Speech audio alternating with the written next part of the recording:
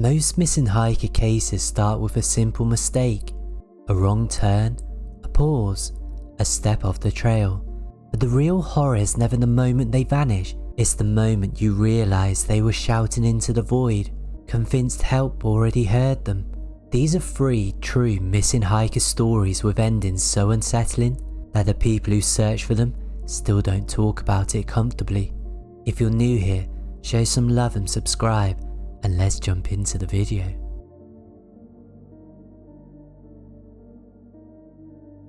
I'm a search and rescue coordinator in Maine. I've been doing this for 19 years. I've seen bodies pulled from rivers, I've found hikers who have fell off cliffs, I've recovered remains that were barely recognisable after weeks in the wilderness. But you know what? Nothing prepared me for Geraldine Largay's journal. In October 2015, land surveyors found her body 2 miles off the Appalachian Trail. She'd been missing for over 2 years. The case had gone cold. We searched for weeks back in 2013. Hundreds of volunteers, helicopters, dogs. We found nothing. And the whole time, she was right there, 2 miles away. Jerry was 66 when she disappeared, experienced hiker, cautious. She'd been through hiking the AT with her husband, but he'd gone ahead to the next town to meet her. Standard procedure. She was supposed to arrive by nightfall on July 22nd, 2013. She never made it. According to her journal, and yes, we read it, every page, she left the trail to relieve herself. That's it, maybe 30 feet into the woods. When she tried to find her way back, every direction looked the same. Dense forest, no trail markers, no sounds. She was lost. She tried to call 911, no signal. Tried to text her husband, the message never went through. The cell towers were too far away and the terrain was too thick. So she did exactly what she was supposed to do. She stayed put, set up her tent, rationed her water and food, and waited for rescue. She wrote in her journal every single day. At first, the entries were hopeful, almost cheerful. She heard helicopters overhead. She tried to signal them with her flashlight, waving her bright orange jacket. She was certain we'd find her any minute. Day 3. I heard voices today. I screamed as loud as I could. I think they were close. Day 7. Ran out of food. I'm trying to stay positive. They'll find me soon. Day 12. I keep hearing the helicopters. Why can't they see me? By day 15, the handwriting's starting to change. Shakier, weaker. The entries got shorter. Day 19. I don't think I'm going to make it. Day 23. Please forgive me. I tried so hard. The medical examiner said she died on August the 18th, 2013, 26 days after she disappeared. The cause of death? Exposure and starvation. But here's what keeps me up at night. When the surveyors found her, she was inside her sleeping bag. Her tent was still standing. Her belongings were neatly organised around her. Her journal was closed and placed beside her. She knew she was going to die. She lay down, zipped herself into the sleeping bag and waited. I've tried to imagine what that must have been like, laying there in the dark, knowing that help wasn't coming, knowing that your body was shutting down, knowing that you were going to die alone in the woods, and no one would find you for years. There's one entry I still can't get out of my head. Day 24, she wrote, "When you find me, please know that I tried. I wanted to live. I wanted to come home. I'm so sorry." She was apologising to us, to her husband, to her family, for dying. We searched for her for weeks. We walked right past her, multiple times. She heard us. She screamed for us. She waved her jacket, and we didn't see her. Because the forest was too thick, because 2 miles might as well be 200 in that terrain. After the case closed, I requested a copy of the full journal. I don't know why. Maybe I thought it would just give me closure. Maybe I thought I'd find some detail we missed.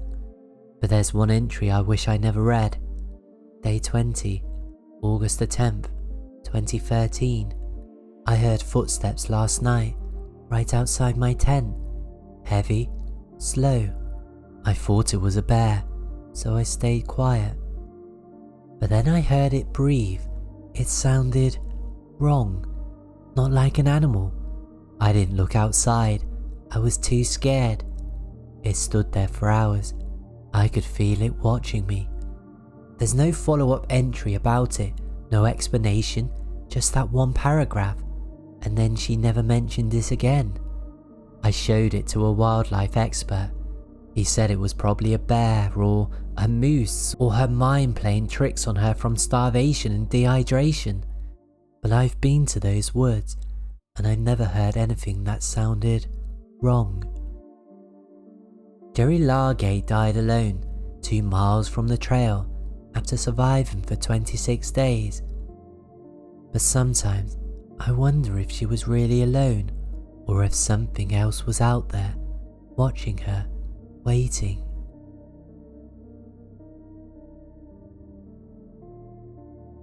I'm a park ranger at Yosemite National Park. I've worked here for 12 years. I've seen a lot of strange things. People do stupid stuff in the wilderness. They get lost, they panic, they make bad decisions. But I've never seen anything like Sarah Kellerman. Sarah went missing on June the 14th, 2018. 32 years old, a solo hiker, experienced. She'd done Half Dome twice before. She checked in at the ranger station that morning, told us her route, and headed out. She never came back. We launched a search that afternoon when she missed her check-in time. Standard procedure. Search and rescue teams, dogs, helicopters. We covered every inch of her planned route. Nothing. No signs of struggle, no gear left behind, no footprints. It's like she just vanished. 6 days later, we found her. She was sitting on a rock about a half a mile from where she started, just sitting there, staring at the sky. Her backpack was beside her, her water bottle was still full. When I approached her, she looked at me like I was insane. "What's wrong?" she asked. "I just sat down for a minute." I told her she'd been missing for 6 days. She laughed, not a nervous laugh, a general confused laugh. "That's impossible," she said. "I sat down maybe 20 minutes ago. I was just taking a break. I was about to head back." I showed her my phone, the date, the time. Her face went pale. "No," she whispered. "No, that's not right. That's impossible." We took her to the hospital, ran every test you can imagine. Brain scan, blood work, drug test, psychological evaluations. Everything came back normal. No head trauma, no dehydration, no signs of drug use, no mental health crisis. Physically, she was fine, but she had absolutely no memory of 6 days. She insisted that she'd only been sitting on that rock for 20 minutes. The doctors called it dissociative amnesia, a trauma-induced memory loss. They said the stress of being lost probably caused her brain to shut down and just wandered for 6 days in a fungal state. But that didn't explain her Fitbit. Sarah was wearing a Fitbit the entire time. It tracked her heart rate continuously. We pulled the data. For 6 days, 144 hours, her heart rate was recorded. 0 beats per minute, flatline, for 6 entire days. Then, at 3:47 PM on June the 20th, the exact moment we found her, her heart rate spiked back to normal, 72 beats per minute. The Fitbit company said it was a malfunction, a software glitch. It happens sometimes. But the data was time-stamped, logged, uploaded to the cloud. 6 days of no heartbeat, and Sarah was alive. 3 weeks later, A trail maintenance crew was clearing bush near where Sarah disappeared. They found a small clearing about 50 feet off the trail, hidden, overgrown. In the center of the clearing was a circle of stones, arranged perfectly, deliberately, and inside the circle they found 3 things: Sarah's driving license, her phone, and a Polaroid photo. The photo was of Sarah, sitting on the rock where we found her, same position, same clothes, same vacant expression, taken from behind. We never figured out who took that photo, or how her belongings ended up in that circle, or who arranged the stones. Sarah moved to Seattle 4 months later. She said she couldn't stay in California anymore, said the mountains felt wrong now. I kept in touch with her for a while, just checking in, making sure she was okay. And for the most part, she was. But every few months, like clockwork, I get a text from her, always at 3:47 p.m, the exact time we found her. The message is always the same: I think I'm still sitting on that rock. The first time, I called her immediately, asked her what she meant. She didn't remember sending the text. It's been happening for 6 years now. Every few months, 3:47 p.m, I think I'm still sitting on that rock. Last month, I got a call from Seattle PD. They found Sarah wandering near a park at 4 a.m. She was barefoot, disorientated. When they asked her where she'd been, she said, I just sat down for a minute. She's in a psychiatric facility now, and I hope, God, I hope they can help her. Because I don't think she really ever left that rock. I think a part of her is still there, sitting, staring at the sky, just waiting for 20 minutes to pass.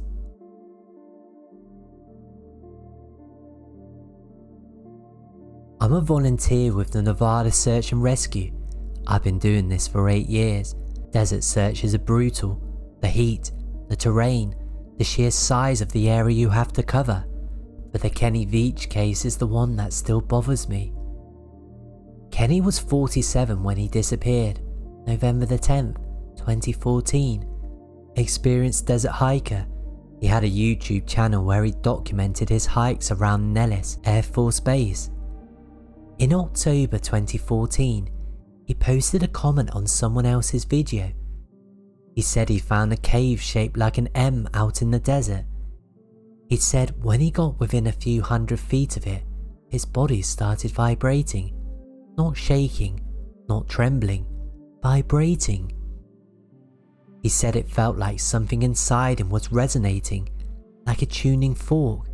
He said it scared him so badly that he turned around and just left. But then he got obsessed with it. He had to go back. He made a YouTube video about it, asked if anyone else had experienced anything similar. The comment section exploded. Hundreds of people told him not to go back, told him to stay away, but Kenny couldn't let it go. On November the 10th, 2014, he told his girlfriend he was going on a short overnight trip. He was going to find the M cave again. He packed light, water, snacks, his phone. He never came home. The search lasted 3 weeks. We covered over 200 square miles of desert. Nothing. No tracks, no gear, no body. Kenny Veach just vanished. 6 months later, a hiker found a phone sitting on a rock about 12 miles from where Kenny's car was found. It was his phone. No damage, no scratches, just sitting there. When we powered it on, the battery was at 93%, which made no sense. It had been out there for 6 months.